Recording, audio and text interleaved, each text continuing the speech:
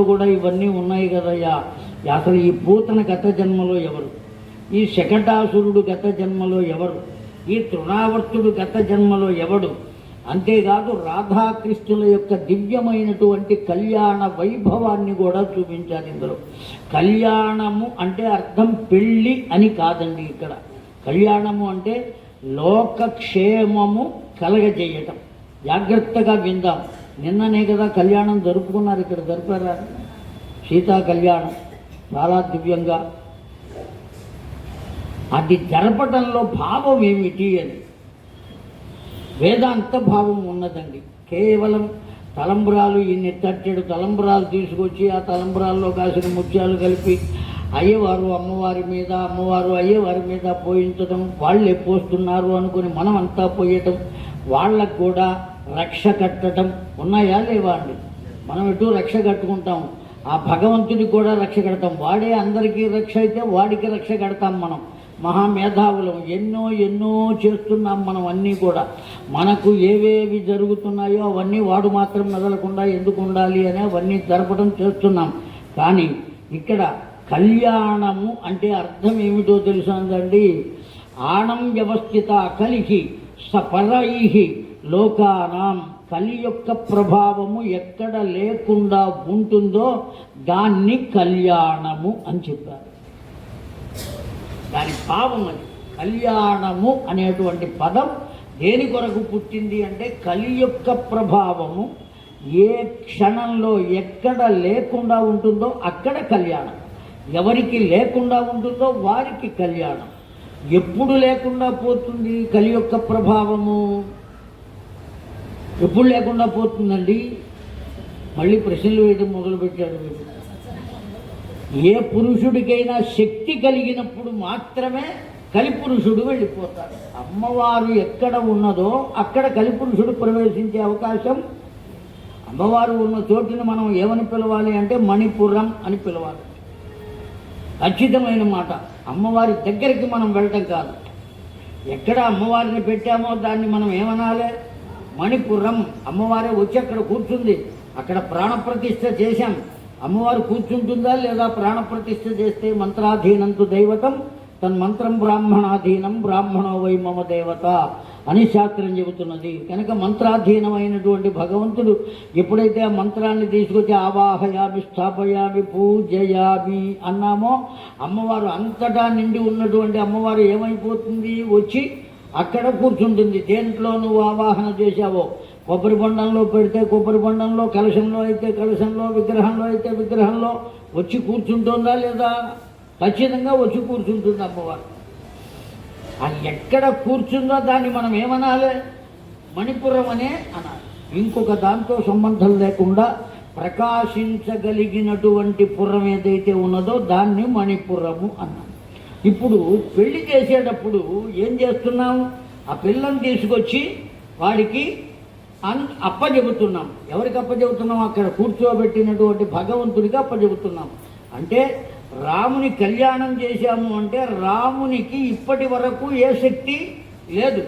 ఆ శక్తిని తీసుకొచ్చి ఎవరికి అప్పచెప్పాం? రామునికి అప్పచెప్పాం. అలాగే కృష్ణునికి ఇప్పటి వరకు ఏ శక్తి లేదు.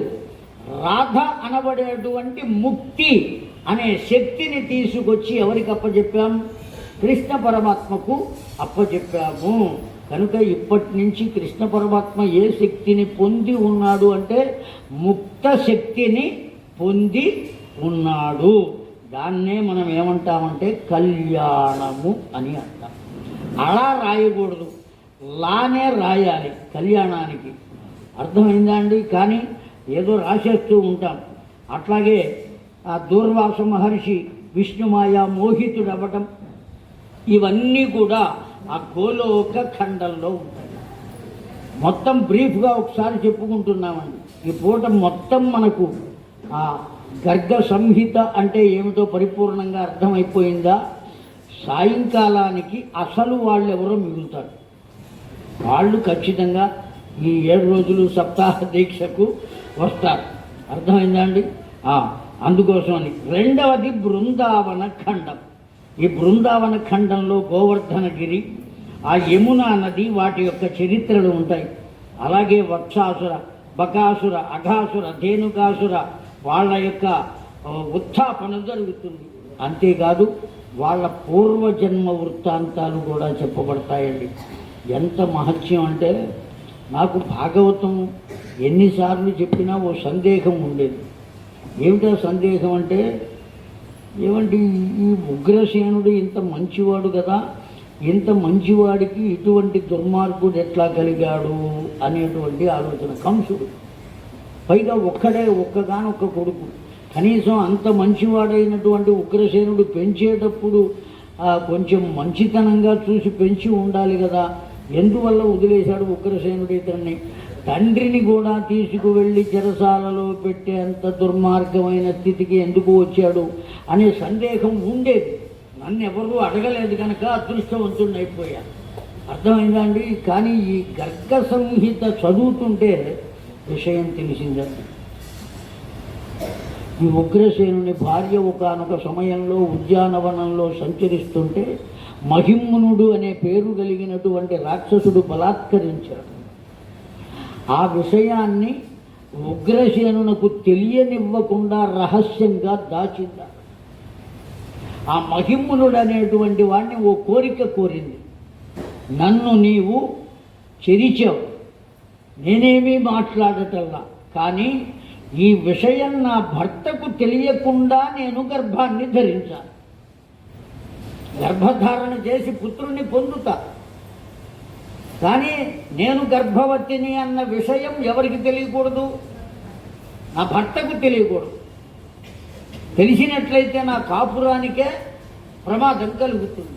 అంటే అతడు చేసినటువంటి తపోశక్తినంతటినీ వినియోగించి ఆ మహిమ్నుడు అనబడే రాక్షసుడు ఈవిడ గర్భం బయట వారికెవ్వరికీ కనబడకుండా వరమిచ్చాడు.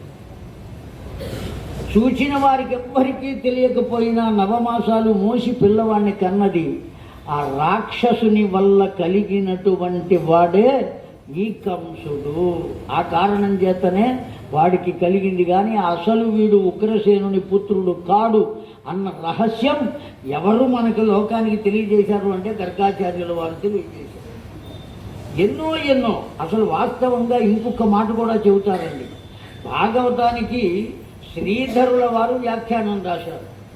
అంతేకాదు గర్గాచార్యుల వారు కూడా వ్యాఖ్యానం రాశారయ్యా భాగవతానికి. శ్రీమద్భాగవతానికి గర్గాచార్యుల వారు శ్రీమద్భాగవతానికి వ్యాఖ్యానం రచించిన గ్రంథమే గర్గ సంహిత అని చెప్పారు. కనుక శ్రీమద్భాగవతానికి గర్గ సంహిత ఎటువంటిది? భాష్యము వంటిది. అంత గొప్పదండి. ఆ తల్లి అడిగారు అంటే ఆనాడు నాకు అర్థం కాదు, కానీ చదువుతున్న తర్వాత విషయం బోధపడింది నాకు. వాస్తవం చెబుతున్నా, ఇందులో మనమందరం బంధువులమే. ఆధ్యాత్మిక బాంధవ్యం మనది. దాచుకోవలసిందేది లేదు. నేను అంతవాణ్ణి ఇంతవాణ్ణి అని చెప్పుకోవలసిన ఆవశ్యకత లేదు. ఏమీ తెలియని వాడిని. కానీ ఈ మొత్తం చదువుతుంటే ఎన్ని విశేషాలు, ఎన్నో గొప్ప విశేషాలను ఆ గర్గాచార్యుల వారు మనకు పరిపూర్ణంగా అందించారు. కనుక బృందావన ఖండంలో ఇవన్నీ ఉన్నాయండి. ఆ తరువాత మూడవది గిరిరాజ ఖండము అన్నారు. ఈ గిరిరాజ ఖండంలో గోవర్ధనగిరి యొక్క గొప్పతనం ఉంటుంది, వైశిష్ట్యం, ముత్యముల యొక్క పరీక్ష, అనేక రకాలైనటువంటి విషయాలు చెప్పబడినవి. ఆ తరువాత ఉన్నది మాధుర్య ఖండం. ఈ గోపికలు గత జన్మలో ఎవరు పూర్వ చరిత్ర ఉంటుందండి. గోపికల యొక్క పూర్వ చరిత్ర, ఆ ప్రణంబాసురుడు కథ, ఇవన్నీ కూడా ఉంటాయి మాధుర్య ఖండంలో. తరువాత మధురా ఖండం. ఆ మధుర గురించి కూడా ఎంతో దివ్యంగా చెప్పబడి ఉన్నదండి. ఇక్కడ బృందావనం, మధుర, ఆయా ప్రాంతాలను గురించి కేవలం మనకు శ్రీధరుల వారి వ్యాఖ్యానంలో ఆ బృందావనం అనేటువంటిది గోలోకం, ఆ గోలోకమే భూలోకానికి వచ్చింది, అదే బృందావనం అని మాత్రమే చెప్పబడి ఉన్నది. కానీ అనేకమైనటువంటి విషయాలు ఈ మధురా ఖండంలో చెప్పబడినాయండి. చాలా దివ్యమైనది. అట్లాగే సుధాముని యొక్క చరిత్ర, కుబ్జ యొక్క పూర్వజన్మ విశేషాలు, అట్లాగే రుభు మహర్షి యొక్క వృత్తాంతం, ఇవన్నీ కూడా ఉన్నాయి. ఆ తరువాత ఉన్నటువంటిది ద్వారకా ఖండం. చాలా దివ్యమైనటువంటిది ద్వారక. భగవంతుడు ఆ ఉన్నటువంటి గోపకులనందరినీ కాపాడటానికి వెళ్ళి వెతికి వెతికి ద్వారక నగరాన్ని ఏర్పాటు చేశాడు సముద్ర మధ్యంలో. ఆయన మొట్టమొదటి ఎక్కడి నుంచి వెతికాడో కూడా మనకి ఇప్పటికీ తెలుస్తుందండి. ఆయన అన్వేషణ ప్రారంభించినప్పుడు మొట్టమొదట ఎక్కడ అడుగు పెట్టాడో దాన్ని ఇప్పటికీ మూల ద్వారక అని పిలుస్తూ ఉంటారు. మనం ద్వారకా నగరం వెళుతూ ఉంటే మూల ద్వారక అని చూపిస్తారండి. ఆమె వెళ్ళారా? ఇక నుంచి అడగదు. ఏదైనా అడిగితే మీరే తీసుకెళ్ళాలంటే నేనే ఏమండి కనుక ఆ మూల ద్వారక చాలా దివ్యమైనటువంటిదండి. ఆ ద్వారకలో అక్కడ కృష్ణ పరమాత్మ యొక్క దేవస్థానం ఉన్నది. ఆ కృష్ణ పరమాత్మ స్నానం చేసినటువంటి బావి ఉన్నది. ఇప్పటికీ ఆ నీళ్లు అక్కడ ఉంటాయి. చాలా దివ్యమైనటువంటి ప్రదేశం ఆ మూల ద్వారక. అక్కడి నుంచి అసలు ద్వారక, భేటీ ద్వారక, యోగ ద్వారక అని ఆ ద్వారకలో సోమనాథం దగ్గరికి వచ్చినప్పుడు కొద్దిసేపు కూర్చుని గోపికలు కృష్ణ పరమాత్మతో సంభాషించారు. ఆ గ్రహణ సమయంలో వచ్చినప్పుడు ఆ గోపికలంతా ఆ సంభాషించినటువంటి దాన్ని యోగ ద్వారక అని చెప్పారు. ఆ గోపికలకు భక్తి పరిపూర్ణమైంది, ముక్తి స్థితిని పొందారు. వాళ్ళు పొందినప్పటికీ వాళ్ళకి ఇంకా కొన్ని సందేహాలు ఉన్నాయి. ఆ స్థితికి చేరుకున్న తర్వాత కూడా గోపికలకు సందేహాలు ఉన్నాయి అంటే మనకు ఎన్ని సందేహాలు ఉంటాయి అనేది ఒక్కసారి మనల్ని గురించి మనం ఆలోచించుకోవాలి. అర్థమైందా అండి? అయితే మనం చాలా గొప్పవాళ్ళం. కేవలం దేహం మాత్రమే నేను అనుకుంటాను తప్ప సందేహం జోలికి వెళ్ళాం. ఆ కారణం చేత ఏ విధమైన దుఃఖము మనకు లేదు. ఒకటే దుఃఖం, కావాలి అనుకున్నది దొరకటం లేదు అనే దుఃఖం తప్ప ఈ జన్మ, ఈ పునరపి జననం పునరపి మరణం కాకుండా జనన మరణ చక్రంలో పడిపోకుండా ఎలా బయటికి రావాలి అని ఏడవటం ఎప్పుడైతే మొదలు పెడతామో అప్పుడు కలిగేదాన్ని భక్తి అంటామండి. దేనికోసం ఏడవాలి? దేనికోసం ఏడవాలండి? మనం అందరం ఈ జనన మరణ చక్రంలో నుంచి ఎప్పుడు బయటపడతామని దుఃఖపడాలి. దుఃఖమే లేకపోతే ఏది రాదండి. నువ్వు పురాణం చెప్పడానికి వచ్చావా, మమ్మల్ని ఏడిపించడానికి వచ్చావా అని అడగమాకండి. కారణం ఏమంటే భగవద్గీతలో కూడా మొట్టమొదటి యోగం ఏమిటి? అర్జున విషాద యోగము. విషాదం తర్వాతనే అతడికి జ్ఞానం కలిగింది. కనుక ఆ విధమైనటువంటి జ్ఞానం కావాలి అంటే ముందు ఏడవాలి. మనం కూడా ఎవరి కోసం ఏడవాలి అంటే భగవంతుడి కోసం అక్కర్లా, కేవలం జనన మరణ చక్రంలో నుంచి నేను బయటపడాలి అని వెక్కి వెక్కి ఏడవాలి. జనన మరణ చక్రంలో నుంచి బయటపడాలి. ఎట్లా పడేస్తావు? నువ్వే పడేవయ్యవయ్యా అని అడగాలి. వాడు గర్జించి అడగాలి. అటువంటి దివ్యమైనటువంటి చరిత్రలన్నీ ఉన్నాయండి ఇందులో. రుభు మహర్షి వృత్తాంతం సాధారణమైనటువంటిది కాదు. అట్లాగే ద్వారకా ఖండం, ఆ ఖండంలో మకర మత్తేభముల కథ ఉన్నదండి. గజేంద్ర మోక్షణ ఘట్టం చాలా దివ్యంగా చెప్పడం. మకరం మత్తేభం. అట్లాగే ద్వారకా నగర విశిష్టత ఉన్నది. ఇప్పుడు మనం చూస్తున్న ద్వారక వేరు, అప్పుడు ఉన్నటువంటి ద్వారక వేరు. దాని యొక్క విశిష్టత అంతా కూడా ఉంది. ఆ తరువాత ఉన్నది విశ్వజిత్ ఖండం. ఎన్ని ఖండములు దాటిన తర్వాత వచ్చిన ఖండం ఏదయ్యా అంటే విశ్వజిత్ ఖండం.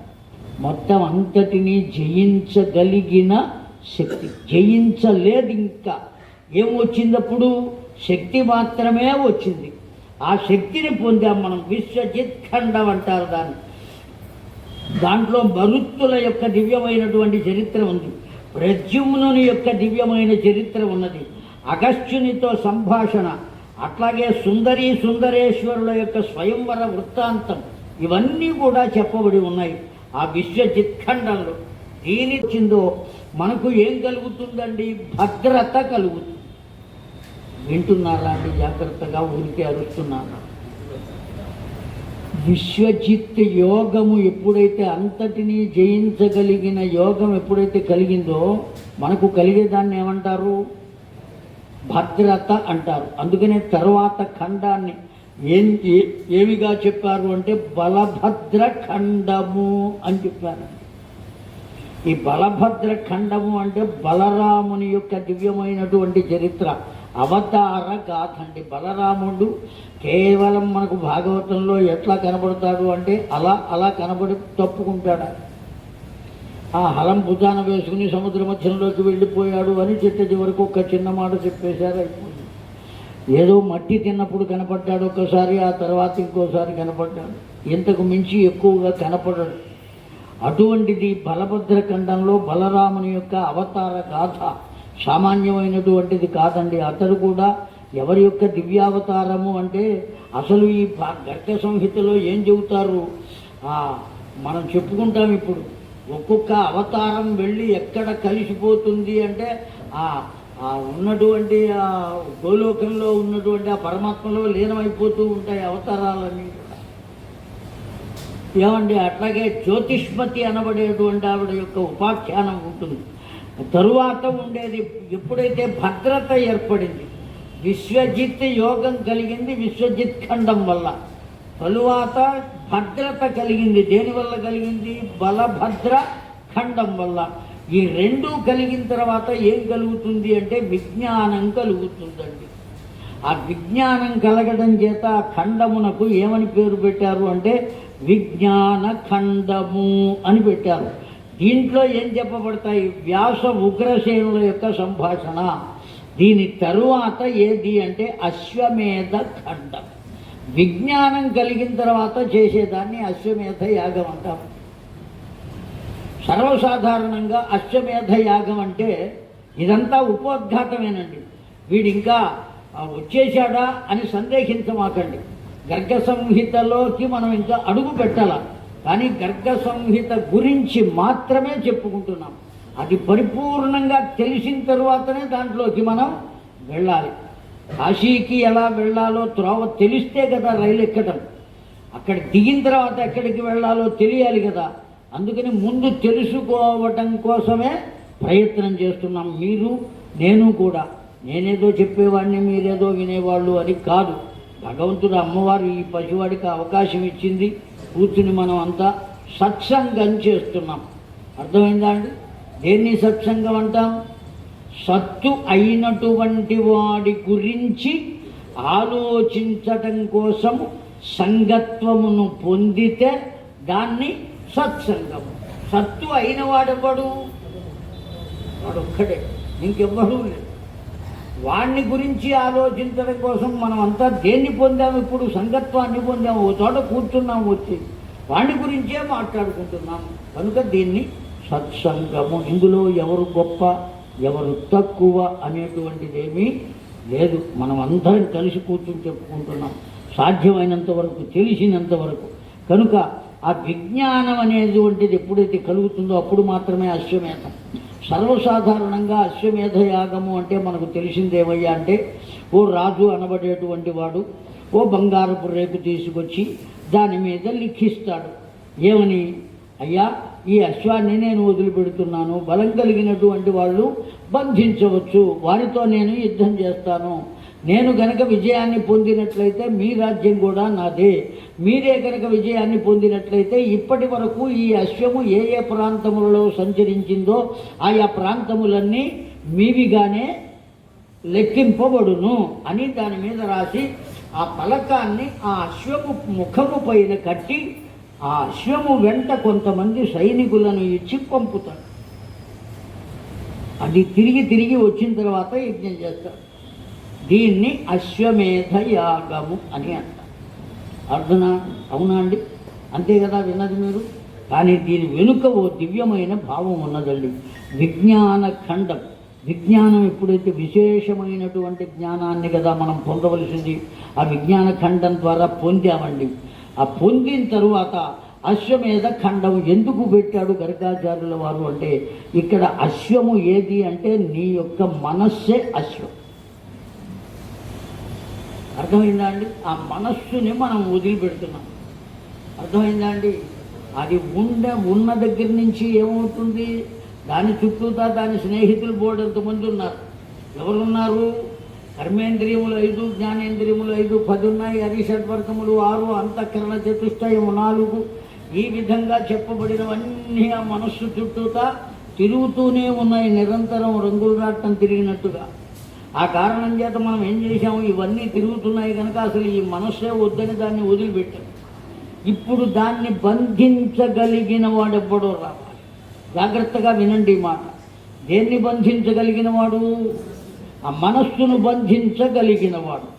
ఆ బంధించగలిగిన వాడిని వీడు జయించాలి. జాగ్రత్తగా విందాం. మనస్సును ఎవరు బంధించగలుగుతారు? కేవలం విజ్ఞాని అయిన వాడు మాత్రమే మనస్సును బంధించగలుగుతాడు. మిగతా వారెవ్వరూ మనస్సును బంధించలేరండి.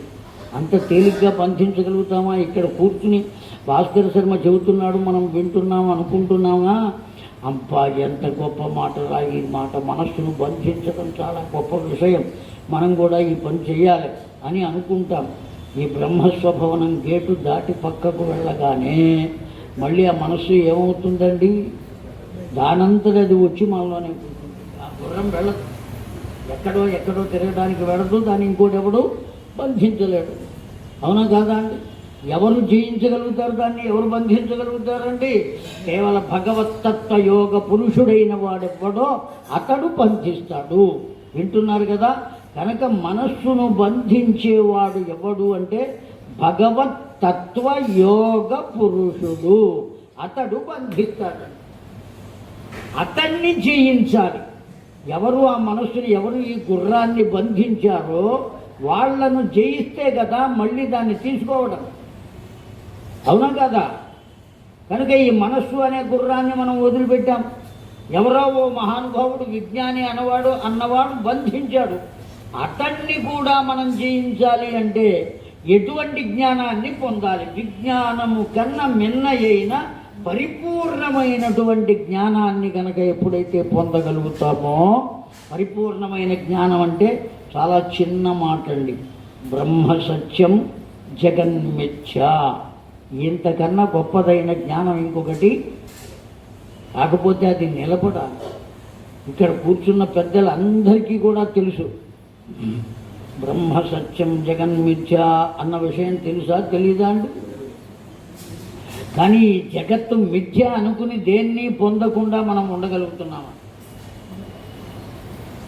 అలా ఉండగలిగిన వాడెవ్వడో అతడు పరిపూర్ణమైన జ్ఞాని.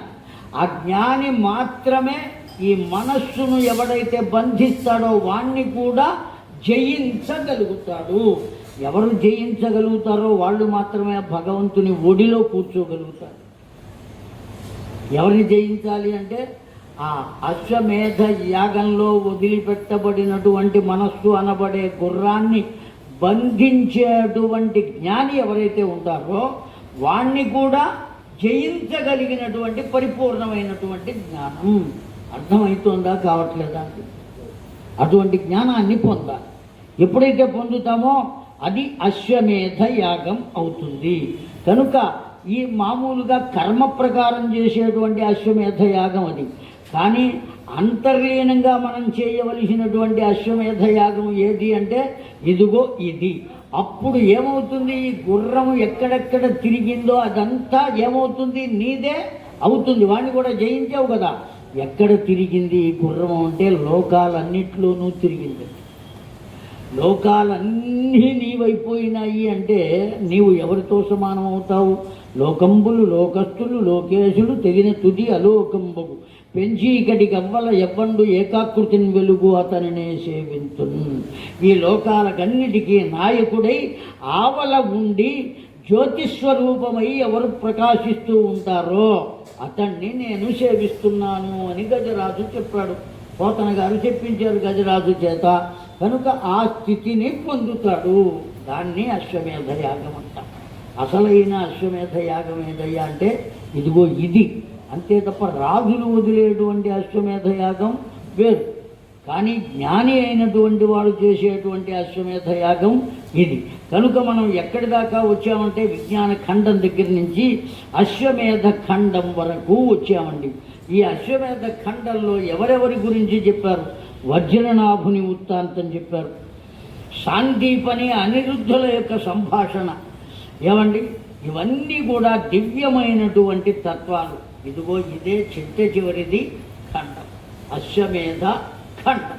అగవ ఖండం. అక్కడికి చేరిన తర్వాత ఇంకా చేరుకోవలసిందేది లేదు. ఈ లోకాలన్నీ అయిపోయినాయి కదా, మొత్తం లోకాలన్నీ కూడా అప్పుడు ఈ సాధకుడు అనబడేవాడు పరిపూర్ణ స్థితిని పొందితే వాడికి ఏం కనబడుతుంది? లోకాల్లో ఏమీ కనబడుతుంది, మొత్తం చీకటి తప్ప ఏది కనబడుతుంది? ఆ గజరాజు చూసినట్టుగా ఒక్క దీపం, ఆ జ్యోతి స్వరూపము మాత్రమే కనబడుతుంది.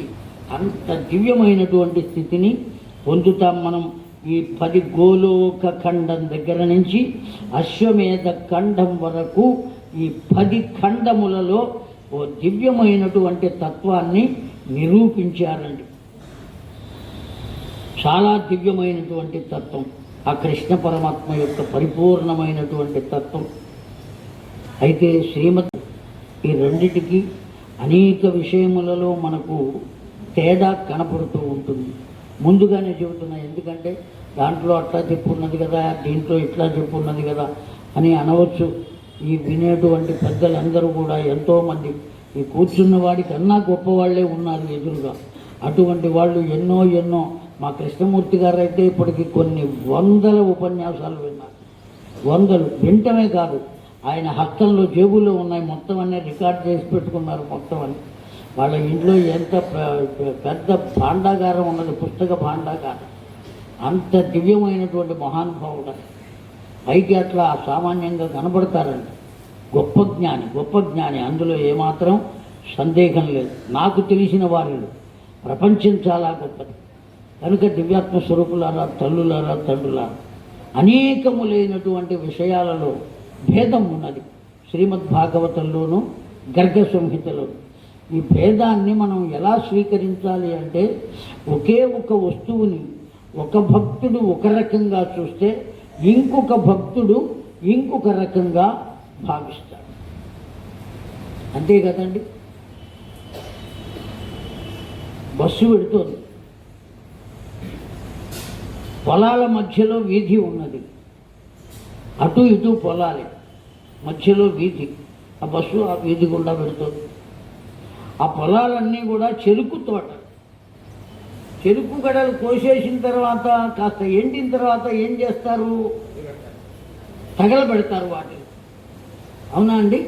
తగలబెడతారు ఆ చెరుకు తోటలు.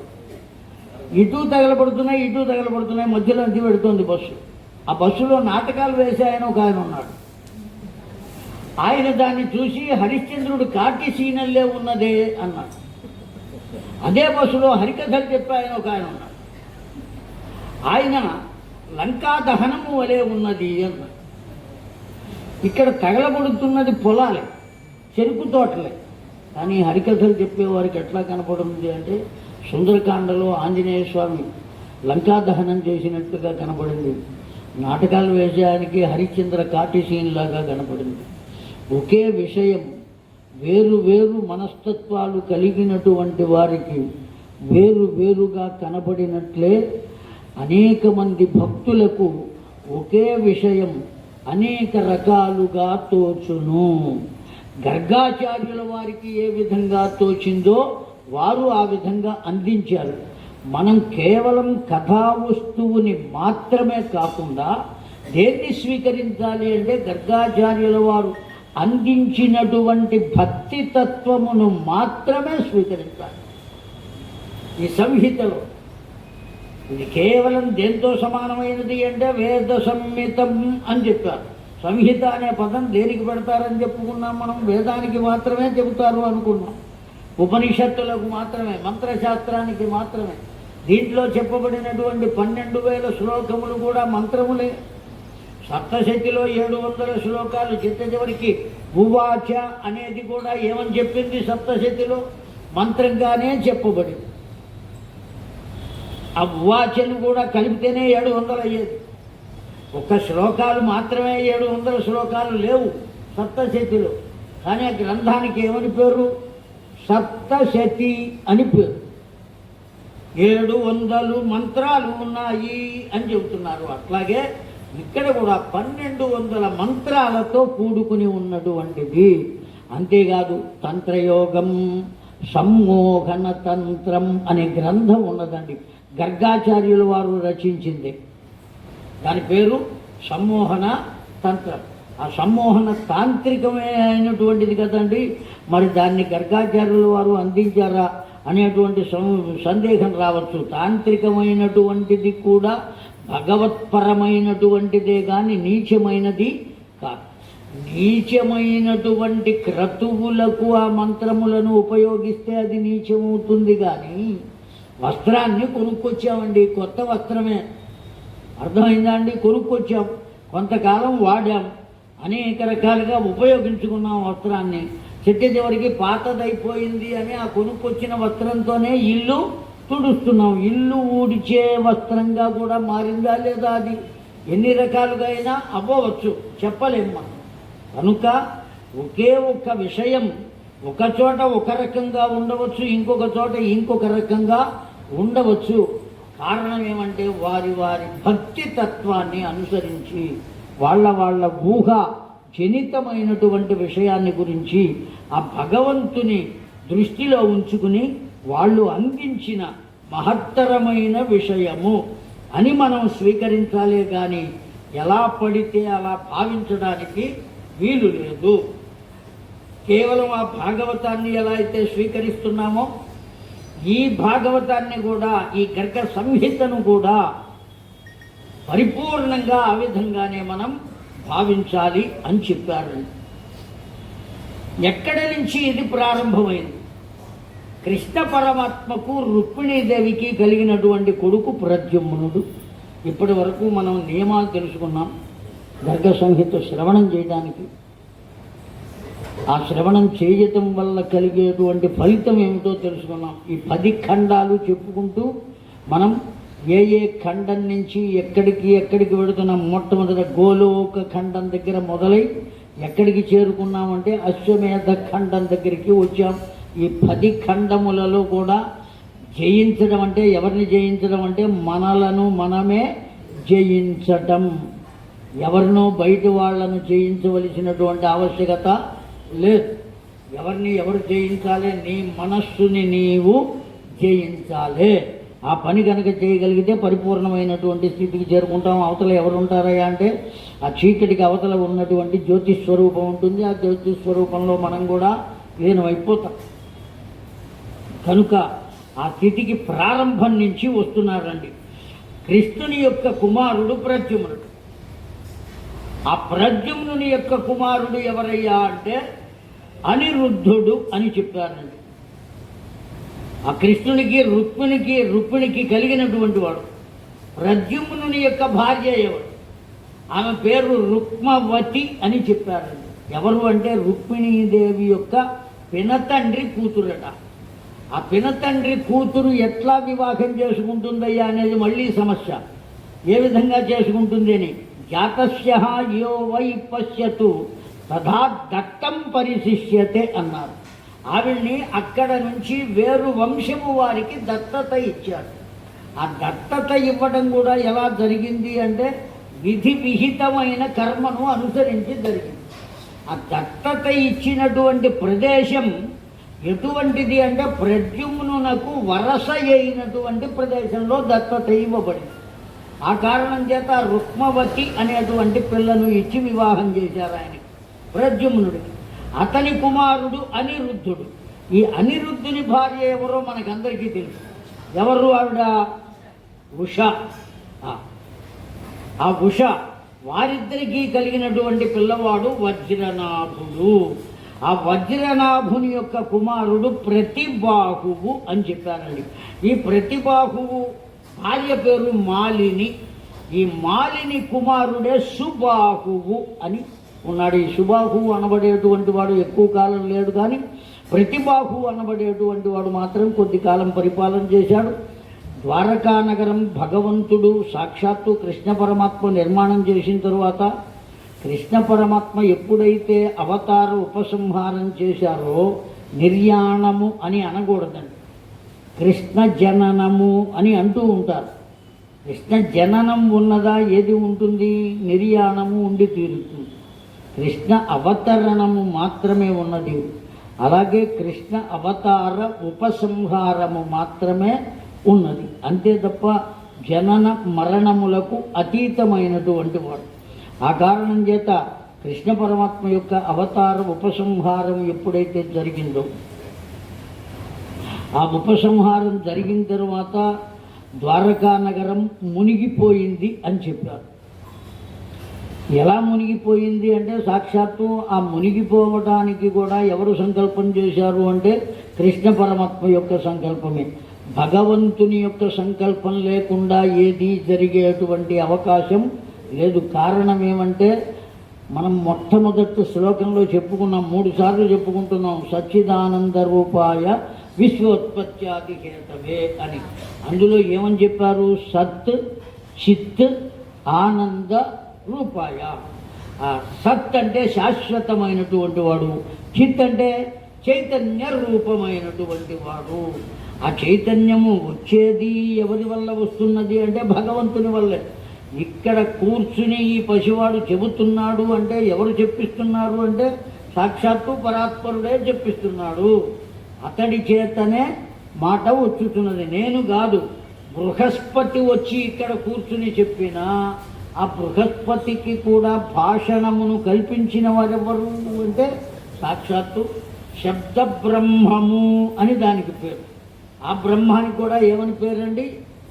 శబ్ద బ్రహ్మము. మన లోపల నుంచి వచ్చేటువంటి శబ్ద బ్రహ్మం. అయ్యా మరి ఒక్కొక్కరికి చాలా తేనె వంటి శబ్దం వస్తుంది లోపల నుంచి, ఒక్కొక్కళ్ళు మాట్లాడుతుంటే కటువుగా ఉంటుంది కదా, ఎందువల్ల? అది బ్రహ్మమే అయినప్పుడు అంత కటువుగా ఎందుకు ఉంటుంది అనేటువంటి సందేహం. అర్థమైందని నన్ను అడిగారు చాలామంది, అందుకోసమని చెబుతున్నాను. మళ్ళీ మీరు అడుగుతారేమో అని భయం. ముందుగానే చెప్పేస్తే అయిపోతుంది కదా. కారణం ఏమి అంటే ఆయా జీవుడు చేసుకున్న శుభ అశుభ కర్మలను అనుసరించి ఆ శబ్ద బ్రహ్మము కూడా ప్రస్ఫుటం అవుతుంది. అర్థమైందా అండి? నేదునూరి కృష్ణమూర్తి గారు అని గొప్ప సంగీత విద్వాంసుడు ఉండేవాడు. విశాఖపట్నంలో చెట్టదేవుడికి ఆయన ఊపిరి ఆపేశారు. ఆ విశాఖపట్నం మ్యూజిక్ కాలేజీలో ప్రిన్సిపాల్గా చేశారు. ప్రతి సోమవారం నాడు తేనెతో నమస్తే రుద్రమన్యమవుతో తేజ వేదమహ నీళ్లు చుక్క కూడా వాడకుండా తేనెతో చేసేవాడు. ఎంత తీయగా పాడేవాడు ఆ మహానుభావుడు. అంత తీయగా ఉండేది ఆయన గానం. పూర్వకాలం వాళ్ళు కనుక మీరు కూడా పేరు పరిచయం ఉండి ఉండవచ్చు. నేదునూరి కృష్ణమూర్తి గారు అని చాలా గొప్ప సంగీత విద్వాంసుడు. ఆయన తేనెతో అభిషేకం చేసేవాడు. ఆయన చేసుకున్న పుణ్యం అటువంటిది. ఏమండి, చెరుకు రసంతో అభిషేకం చేస్తే చెరుకు గడలు కణుపులు ఎట్లా ఉంటాయో ఆ సంగీతం కూడా కణుపులు కణుపులుగా ఉంటుందని సంగీత విద్వాంసులు చెబుతూ ఉంటారు. ఏమండి, కనుక మనం ఏ విధంగా భగవంతుని అర్చిస్తామో, మనం చేసుకున్నటువంటి శుభ అశుభ కర్మలను అనుసరించి ఆ వాగ్రూపమైనటువంటి శబ్ద బ్రహ్మము కూడా ఆ రూపాన్ని కనుక ఆ శబ్ద బ్రహ్మము యొక్క తత్వం అంత దివ్యమైనటువంటిది. కనుక ఈ ద్వారకా నగరం ఎప్పుడైతే ఆ పరమాత్మ యొక్క సంకల్పం చేత మునిగిపోయిందో, యుధిష్ఠిరుడు ధర్మరాజు వ్యవస్థ చేశాటండి. వ్యవస్థ చేసి ఎవరిని రాజుగా ఉంచాడు అంటే ఇటువంటి వాడిని రాజుగా ఉంచి, ఆ రాజు ఎక్కడ రాజధానిగా చేసుకోవాలి అంటే మధురా నగరం నుంచి ద్వారకా నగరం కదా వచ్చింది వీళ్ళు. ఆ ద్వారకా నగరం ఎప్పుడైతే మునిగిపోయిందో మళ్ళీ ఈ యాదవులు మిగిలిన వాళ్ళనందరినీ కూడా యుధిష్ఠిరుడు ధర్మరాజు ఎక్కడికి చేర్చాడు అంటే మధురా నగరానికి చేర్చాడు. ఆ మధురా నగరంలో ఈ వజ్రనాభుడు అనబడేటువంటి వాడు రాజ్య పరిపాలన చేస్తున్నాడు. ఆనాడు ఆ వజ్రనాభుడు కృష్ణ పరమాత్మ ఎక్కడెక్కడ సంచరించాడో, ఏ ఏ ప్రాంతములలో కృష్ణ పరమాత్మ ఉన్నాడో, గోపికలతో ఎక్కడ కృష్ణ పరమాత్మ సంభాషణ చేశాడో, గోపికలు ఏ ప్రాంతంలో తత్వాన్ని పరిపూర్ణంగా పొందారో ఆయా ప్రాంతములలో దివ్యమైనటువంటి మందిర నిర్మాణాలు చేశాడట. ఎవరి అనుజ్ఞతో చేశాడు అంటే నారదం ఉపయుజ్యతే అని చెప్పబడింది. నారదుని చేత చెప్పబడి చేశాడు. అప్పటి నుంచి అనేకములైనటువంటి వజ్రనాభుని కాలం నుంచి ఉన్నాయటండి ఆ దేవాలయాలు. తర్వాత అన్యమైనటువంటి మతస్థులు వచ్చి దాడి చేసి ఆయా విగ్రహములను చిన్నాభిన్నం చేయడానికి సిద్ధపడితే అనేక మంది మహానుభావులు ఆ విగ్రహములను అక్కడి నుంచి తొలగించి వాళ్ళ చేతికి అందకుండా వాటిని కాపాడినటువంటి మహానుభావులు ఎంతోమంది ఉన్నారు. అనేక మంది మహానుభావులు. జగన్నాథ పండితుడు అని భాగవతాలు చెప్పేవాటండి ఒక మహానుభావుడు. పాండురంగ విఠలుని పరమ భక్తుడట. ఎంత గొప్పగా చెప్పేవాడట అంటే ఒక్క శ్లోకం తీసుకున్న తర్వాత ఆ శ్లోకాన్ని చెబుతూ ఉండేవాడట. నెలలు గడిచిపోయేదటండి. భాగవతంలో ఎన్ని శ్లోకాలు? ఒక్క శ్లోకం. ఆ ఒక్క శ్లోకాన్ని తీసుకుని దాన్ని చెబుతూ ఉంటే రెండో శ్లోకానికి రాలేదు. ఇంకా ఎన్నాళ్ళు గడిచేది? నెలలు గడిచేదట. ఒక్క శ్లోకానికి ఎన్ని భావాలు ఎక్కడి నుంచి ఎక్కడికి వెళుతున్నాయి. అది వాస్తవంగా ఉపన్యాసం అంటే, పురాణం అంటే. అంతే తప్ప ముక్కశ్య ముక్కర్త ఆ శ్లోకం చదవడం, దాని తాత్పర్యం చెప్పడం, ఆ రెండు విషయాలు చెప్పడం, మళ్ళీ పక్క శ్లోకానికి వెళ్ళడం అయితే అది పురాణం అయ్యే అవకాశం లేదు అని చెప్పింది సామ్రాజ్యం. అనేకములైనటువంటి తత్వ విషయాలను ఏ విధంగా ముద్ర వేయాలి. ఒక కాగితాన్ని తీసుకుని దాని మీద స్టాంపు వేసామండి, సరిగ్గా పడలేదు అని చూసాం. మళ్ళీ ఏం చేస్తాం? ఆ స్టాంపు ప్యాడ్ మీద మళ్ళీ కాస్త వేసి అదేదో ఉంటుందిగా ఇంకు, దాన్ని వేసి మళ్ళీ ఆ స్టాంపుని దాని మీద రుద్ది మళ్ళీ వేస్తాం. ఇంకా సరిగ్గా పడలేదు అంటే మళ్ళీ వేస్తాం. అది ప్రస్ఫుటంగా కనపడేంత వరకు మరల ఎలా ప్రయత్నం చేస్తామో ఆ విధంగా ఇక్కడ చెప్పబడేటువంటి తాత్విక రహస్యములనన్నీ ఎంతమంది తల్లులు ఎంతమంది తండ్రులు కూర్చుని ఉన్నారో వాళ్ళందరి మనస్సులలో ఏం పడాలి? ముద్ర పడాలి. ఎటువంటి ముద్ర పడాలి అంటే చెరగని ముద్ర. రాత్రి పడుకున్నా కూడా, వాస్తవం చెబుతున్నానండి, రాత్రే పడుకున్నా, 12 దాకా చదువుకుని పడుకున్నానా, నిద్ర మొత్తం గర్గ సంహితే. అసలు ఏ విధంగా వాస్తవం అండి, అంతా గర్గ సంహితే మొత్తం అంతా. ఏదో లోపలే మాట్లాడుతుంటే ఆవిడ పక్క నుంచి లేపు, ఏమిరా నువ్వు అక్కడికి వెళ్ళి చెప్పాల్సింది నిద్రలో చెబుతావేమిరా, ఏమండి. కనుక అంతగా మనిషిలో ముద్ర వేసేటువంటి స్థితి కలిగితే అది పురాణం. లేకపోతే కేవలం ఉపన్యాసం లేదా ఉపసన్యాసం, దానివల్ల ప్రయోజనం ఏమీ లేదు. కనుక దివ్యాత్మ స్వరూపులారా, అటువంటి దివ్యత్వం అతడు ఏర్పాటు చేసినటువంటి మందిరాలు ఇప్పటికీ కొన్ని ఉన్నాయి. కొన్ని విచ్ఛిత్తి అయిపోతే పెద్దలు అటువంటి మహానుభావుల భాగవతం ఆయన ఎన్నిసార్లు చెప్పాడండి? జీవితం మొత్తం మీద 6 సార్లు భాగవతం చెప్పాడు. ఆ మహానుభావుడు పాండురంగ విఠలుడు జీవితం మొత్తం మీద 6 సార్లు భాగవతం చెప్పాట. 6 సార్లే. ఎందువల్ల? ఒక్క శ్లోకమే నెల రోజులు గడిస్తే 18,000 శ్లోకాలు ఎంతకాలం చెప్పుండాలి, ఏ విధంగా చెప్పుండాలి?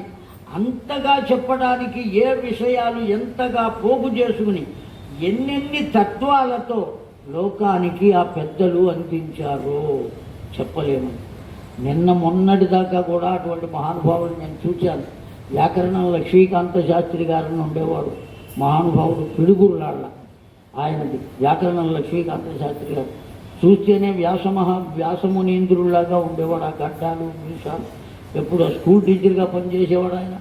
శాస్త్రాధ్యయనం చేశాడు, వేదాధ్యయనం చేశాడు, సంగీతాధ్యయనం చేశాడు, అన్నీ చేసినటువంటి వాడు ఆ మహానుభావుడు. ఆయన భాగవతం చేస్తే వారం రోజులు సరిపోయేది కాదు. అర్థమైందా అండి? 4 రోజులు అయ్యేదాకా అసలు కపిలుడే వచ్చేవాడు కాదు. వాటి రోజున మొదటి రోజునే కపిలుడి చరిత్ర, కపిలుడు అవతరించాలి లెక్క ప్రకారం, భాగవతంలో చెప్పిన నియమం ప్రకారం. ఆ విధంగా ఏ రోజు ఎంతవరకు చెప్పుకోవాలో అంతవరకు నియమాన్ని అనుసరించి వెళ్ళాలి. అంటే ఎంతవరకు చెప్పగలుగుతామండి మనం? చెప్పలేము. కానీ ఆ మహానుభావుడు కపిల చరిత్ర వచ్చేటప్పటికే 4వ రోజు వచ్చేది. వాస్తవానికి 4వ రోజున కృష్ణ పరమాత్మ అవతరించాలి నియమాన్ని అనుసరించి రాత్రికి. 4వ రోజు సాయంకాలానికి. ఇంకా కపిలుడే పుట్టకపోతే ఇంకా వరాహస్వామి రావాలి, వాళ్ళు రావాలి, వీళ్ళు రావాలి, అందరూ రావాలి. నృసింహావతారం కావాలి, వామనావతారం రావాలి, గజేంద్ర మోక్షణం శ్రీహరి అవతారం రావాలి. ఇవన్నీ ఎక్కడి నుంచి వస్తాయి? అయినా సరే ఆయన్నే పిలిచి పెట్టుకునేవాళ్ళు. ఎందుకు పెట్టుకునేవాళ్ళయ్యా అంటే ఒక్కటేనండి, పొందేది కొంచెమైనా ఆ కొద్ది కూడా ఎటువంటిదై ఉండాలి అంటే పరిపూర్ణమై ఉండాలి, పరిశుద్ధమై ఉండాలి, పరియోగమై ఉండాలి. ఈ 3 ఉండాలండి. అవి ఉంటే మనం దేని కొరకు భాగవతాన్ని వింటున్నాము అనేది ఒక ప్రశ్న. ఇంతమంది పెద్దలు ఉన్నారు, చెప్పండి సమాధానం. దేని కొరకు వింటున్నాము? శ్రవణం దేని కొరకు చేయుచున్నాము? అవునండి, ఖచ్చితమైనటువంటి మాట. జనన మరణ చక్రము నుండి బయట పడుట కొరకు. వాస్తవం. ఎలా ఉంటే బయటపడగలుగుతాం? 3 పొందితే బయటపడగలుగుతాం: భక్తి, జ్ఞాన, వైరాగ్యము. కాదా అండి? కనుక ముందు ఏం పోతా? అందుకనే భాగవతంలో వ్యాస భగవానుడు చెప్పాడండి, భక్త్యా భాగవతం జ్ఞేయం. 2వ మాట కూడా చెప్పారు వ్యాసుడే, భక్త్యై భాగవతం జ్ఞేయం. భక్త్యా భాగవతం జ్ఞేయం అంటే భక్తితో భాగవతాన్ని వింటాం. భక్త్యై భాగవతం అంటే భక్తి కొరకు భాగవతం వింటాం. ముందు భక్తి కొరకు విను, తర్వాత భక్తితో విను. భక్తి వినా సన్మార్గము గలదు. ఏ జ్ఞానం అయినప్పటికీ కూడా భక్తి లేకుండా అది సరి అయినటువంటి స్థితిలో ఉండేటువంటి అవకాశం లేదు. ఒక ఆఫీసుల్లో పనిచేసేటువంటి వారికి కూడా ఆ పని చేసేటువంటి జ్ఞానం కావాలి అంటే పని పట్ల ఏముండాలి? భక్తి ఉండాలి. అప్పుడు ఆ పనిని పొందగలుగుతాడు. అలాగే భగవంతుని పట్ల భక్తి ఉంటే భగవంతుణ్ణి పొందగలుగుతాడు. భక్తి లేకుండా ఏం పొందినా ఉపయోగం లేదు. కనుక మనకు 3 కావలసిందే. ఈ 3 ఉంటే తప్ప మనం వినేదే అందుకొరకు. కేవలం వారు చెప్పారు కదా, జనన మరణ చక్రం గురించి, చక్రం నుంచి బయటపడటం కోసం. బయటపడాలి అంటే మనకేం కావాలి? మోక్షం కావాలి. మోక్షం కావాలి అంటే ఏం ఉండాలి? 3 ఉండాలి. భక్తి, జ్ఞానం, వైరాగ్యం ఉండి తీరాలి. ఈ 3 కలగాలి అంటే మనం ఎలా వినాలి? ఆ విధమైన స్థితిని పొంది శ్రవణం చేయాలి. అప్పుడు కానీ పరిపూర్ణమైనటువంటి స్థితి మనకు కలిగేటువంటి అవకాశం. అప్పటిదాకా మరి ఎన్నిసార్లు విన్నాం కదయ్యా, మమ్మల్ని అందరినీ నువ్వు అవమానపరుస్తున్నావయ్యా, ఈ విధంగా అంటమేమీ బాగాలేదు అని మీరు అనవచ్చు. నేను ఎందుకు చెబుతున్నాను అంటే నా వారు అనుకుని చెబుతున్నా. ఆ స్థితిని మనకున్నదా లేదా అనేది ఎవరికి వారు ప్రశ్న వేసుకుని ఆ స్థితిని పొందడం కోసం మనం ఏం చేయాలంటే సాధన చేయాలి. సాధన చేయాలి. కడుపు నిండకపోతే ఏం చేస్తాం? మరి కాస్త అన్నం పెట్టమని, ఇంకో ఆధారం ఏదైనా వేయమని అడుగుతాం. నిండిన తరువాత ఇంకా వద్దు అని మాత్రం చెబుతాం. నిండేంత వరకు ఏం చేస్తామండి? వాళ్ళు వడ్డం చేస్తూ ఉంటారు, పెట్టించుకుంటూనే ఉంటాం, తింటూనే ఉంటాం కదా కడుపు నిండేంత వరకు. అట్లాగే ఆ స్థితిని చేరుకునేంత స్థితిలో మనం ఎందుకు ఉండం అనేది ఆలోచించాలి కదా మనం. అలా ఆలోచింపచేయగలిగినటువంటి గ్రంథం గర్గ సంహిత అని చెప్పారు. కనుక ఎవరైనా నాకు అనిపించిన భావన నేను చెబుతున్నా, ముందు గర్గ సంహిత విని తరువాత శ్రీమద్భాగవతాన్ని వినాలి. ఎప్పుడైతే గర్గ సంహితను ముందు శ్రవణం చేస్తారో ఆ తరువాత శ్రీమద్భాగవతాన్ని హాయిగా ఆనందంగా హృదయంలో ముద్రించుకోగలుగుతారు. అటువంటి స్థితిని పొందగలుగుతారు అని చెప్పారండి. కనుక దివ్యాత్మ స్వరూపులారా, అంత దివ్యమైన భాగవతంలో ప్రారంభం ఇదంతా కూడా శ్రీకృష్ణుని యొక్క కుటుంబాన్ని గురించి చెబుతున్నాడు. ఆ కుటుంబంలో కృష్ణ పరమాత్మ, ఆ కృష్ణ పరమాత్మ భార్య రుక్మిణి, వారి పిల్లవాడు ప్రద్యుమ్నుడు, ప్రద్యుమ్నుని భార్య రుక్మవతి, అతని యొక్క పిల్లవాడు అనిరుద్ధుడు, అనిరుద్ధుని యొక్క భార్య ఉష, వారి యొక్క సంతానం వజ్రనాభుడు, వజ్రనాభుని కుమారుడు ప్రతిబాహువు, ప్రతిబాహువు యొక్క భార్య మాలిని, వాళ్ళ కుమారుడు సుబాహు. సుబాహువు గురించి రేఖామాత్రంగా చెప్పబడింది కానీ పరిపూర్ణంగా చెప్పవల్ల. ఆ కృష్ణ పరమాత్ముడిని వజ్రనాభుడు కూడా చూడాల. కానీ